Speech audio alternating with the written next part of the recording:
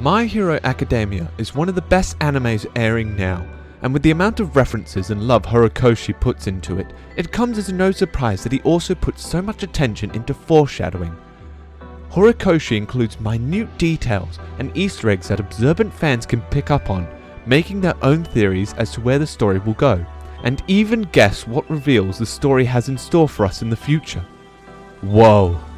So for today's video, we'll be looking into some of the most interesting theories in My Hero Academia, both good and we'll even sprinkle some bad ones, just to balance it out.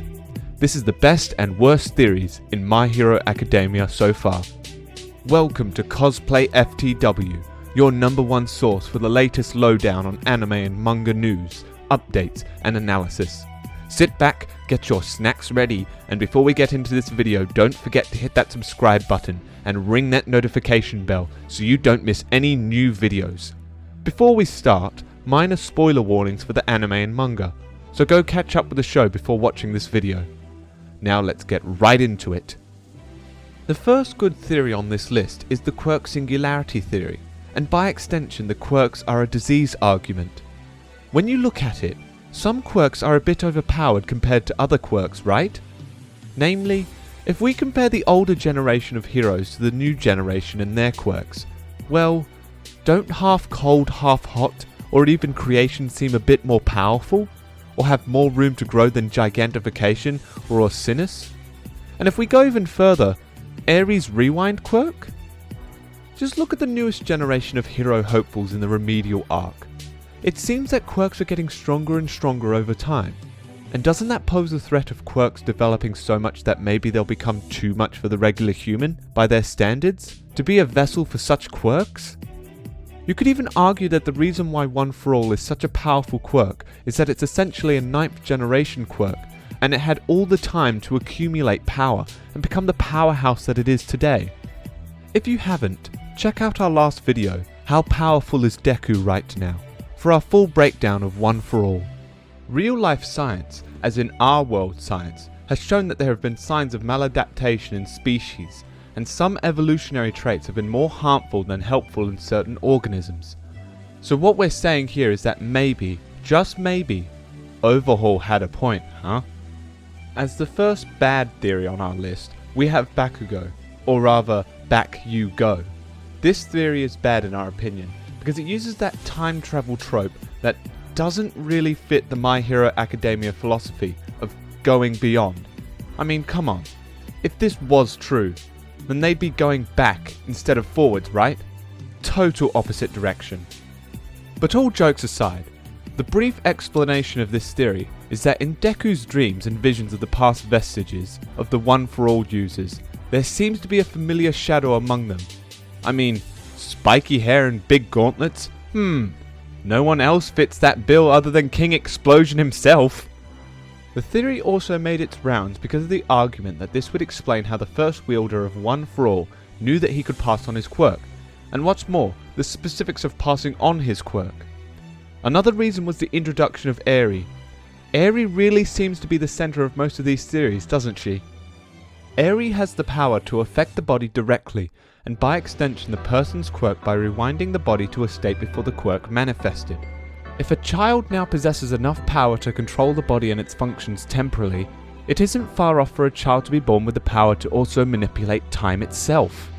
And with these 2 points, it was concluded that the one that might have been chosen to travel back in time to start the process was none other than the best friend, isn't he really though, of Deku, and the one who holds the knowledge outside the One For All circle on how to pass it on.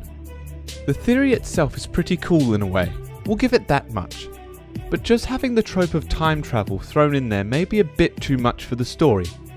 With how observant he is, wouldn't Deku have noticed the Bakugo looking figure among the vestiges by now and asked questions about it? And again, I feel like the traces of One For All may be pretty easy to track down because of the master-disciple branch it has. Although, if this is the route Horikoshi chooses to take the story down, it would be an interesting thing to see him tackle. Now let us explain. This theory is somewhat on the border of good and bad theories, though we did add it as a good theory for the sake of it being somewhat poetic in a way. First, the basics. Not much is known about Hisashi Midoriya, other than the fact that his quirk is breathing fire and that he currently works abroad. Another is that Inko refers to him as her husband, meaning that they are still together and not separated, a detail that we just adore.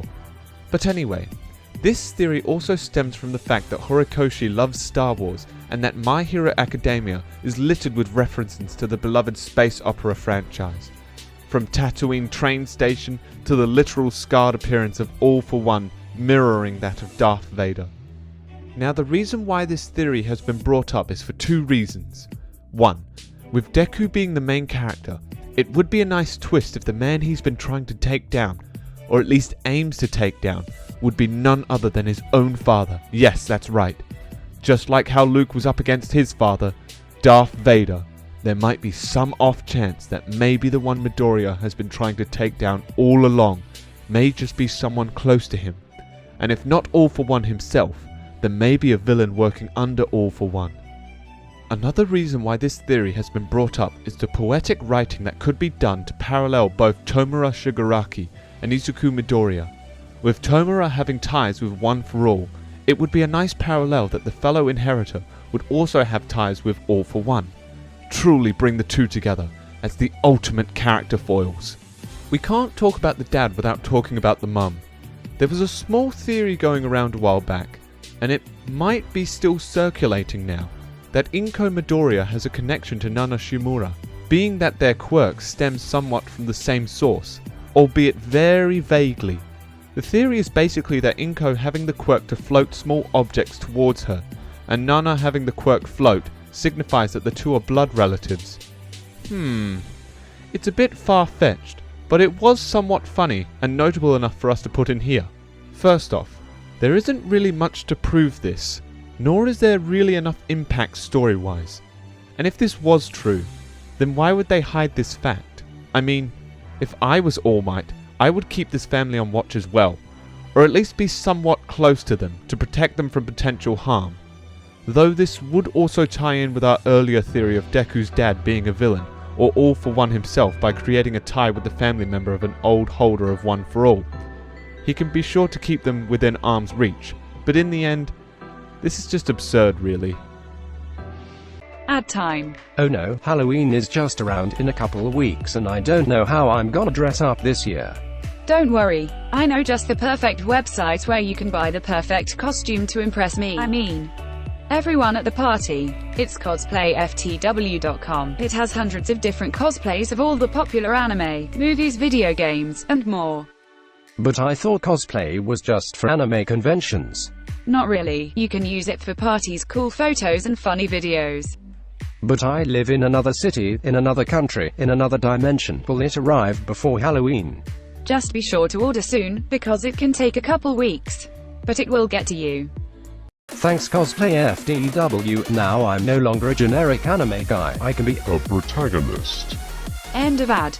Now the next two are the top theories we have, but before we get on with it, why don't we remind you to subscribe first? Maybe even hit that like button. It helps greatly, and it also keeps you up to date with our uploads and whatnot. Most of all, it's free, boy, so what are you waiting for? And with that, let's get on to our last top theories. Now we're going to switch it up a bit and finish off with the two theories that are both good and would make a sound route for the story to take. For the penultimate theory on this list, we have Hero Society Falls Apart. Hero Society Falls Apart is a theory that somewhere along the line, the League of Villains and All for One would have the upper hand, and that the whole of the Hero Society and the fascination and awe for heroes would ultimately collapse, leading society to hate/despise heroes, ultimately no longer seeing them as saviors, but as a threat to daily living. It would start off with All Might's untimely death, leading many to look for a new symbol of peace. At the same time, not being able to find someone as strong and as noble as he was, the masses would be left without hope. What would follow would be the scandal or the reveal of the new #1 hero, Endeavor's past endeavors. His history of doing whatever it takes to rise to the top. The fact that he bore many children with the hopes that one would have the potential to surpass All Might, and the questionable things he did in pursuit of this. And finally, the reveal of the UA Traitor, which would prove to the masses that even the school raising the heroes itself isn't safe from the grasp of the villains. This would actually be an interesting route that the story could take. It would definitely give the League of Villains an upper hand and make the story that much more interesting.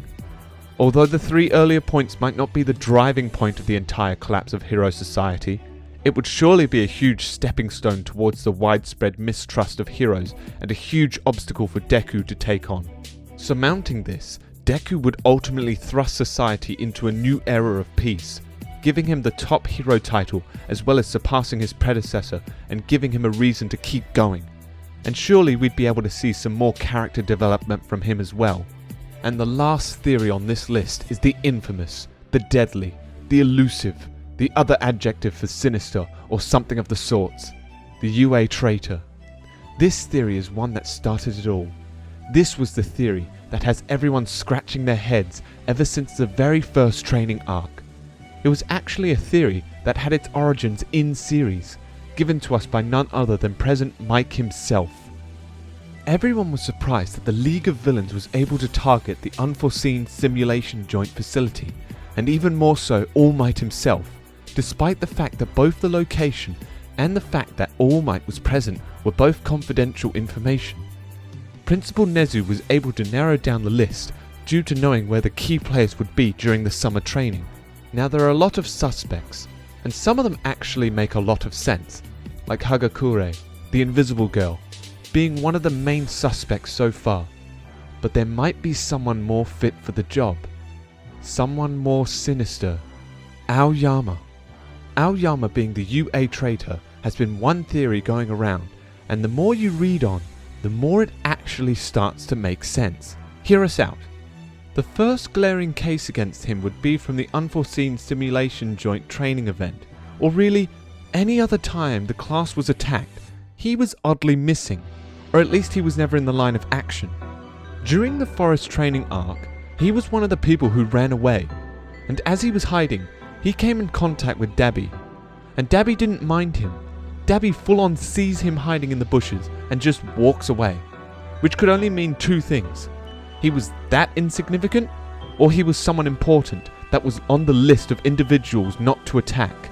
Aoyama has an extreme lack of interest in his studies and also being a hero overall, which could make sense as to why he could be someone who's just there. And one of the most damning pieces of evidence was very subtle. Aoyama opened up only after All For One was arrested. This could be due to the fact that Midoriya was warming up to him, and with All For One gone, the leverage over him would be gone as well. This theory branches out even more, with even artwork and spine covers becoming a central part of this theory, but that could merit its own video. Still, the amount of time and effort fans put into Aoyama being the traitor is insane. A lot of evidence could point to Aoyama being the traitor, but only time will tell. And that, my friends, are some of the best and worst theories in My Hero Academia so far. The story is still developing, and with Season 5 airing and the manga ongoing, a lot more could unravel itself as My Hero Academia goes on. But for now, we just have to wait. And while we're waiting, why not subscribe to the channel, hit that like button, and hit that notification bell to keep up to date on all our videos. And maybe you got some theories of your own, or maybe we missed some points that could make or break some of the theories here. Make sure to comment on them down below. Thanks for watching this video, and we'll see you in the next one.